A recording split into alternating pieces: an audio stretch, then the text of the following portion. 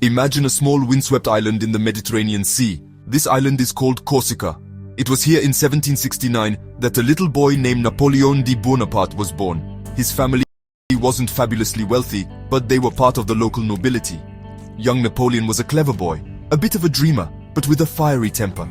He loved to read, especially books about great leaders and ancient heroes like Alexander the Great. He saw himself in these stories.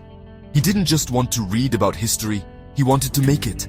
This island boy had no idea that his name would one day echo across the entire world, a name that would inspire both terror and awe. When Napoleon was just a boy, he was sent away from his sunny island home to a military school in France.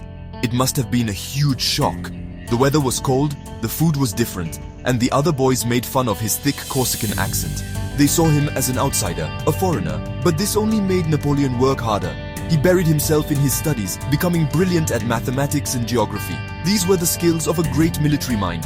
He was learning how to aim cannons and how to read maps, skills that would soon make him one of the most feared men in Europe.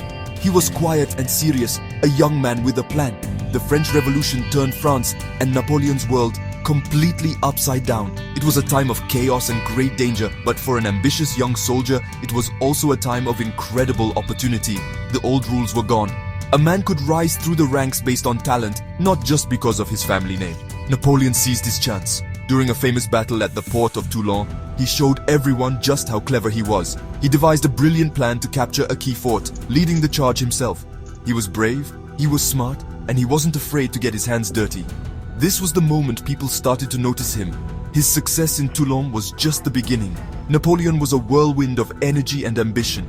He moved from one victory to another, first in Italy and then in Egypt. He had a special way with his soldiers. He spoke to them not as a distant general, but as one of them. He remembered their names, he shared their hardships, and he promised them glory and riches. They loved him for it. They would follow him anywhere, through scorching deserts and over freezing mountains. His men called him the Little Corporal, a nickname filled with affection. He was more than their leader. He was their hero, and with their help, he was ready to take on the world. Back in France, things were still a mess. The government was weak, and people were tired of the constant fighting and uncertainty. They longed for a strong leader to bring back order and pride to their nation.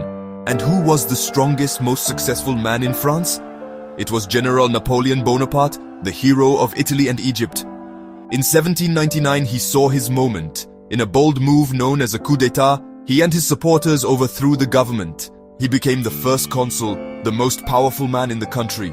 He promised peace, stability, and an end to the chaos.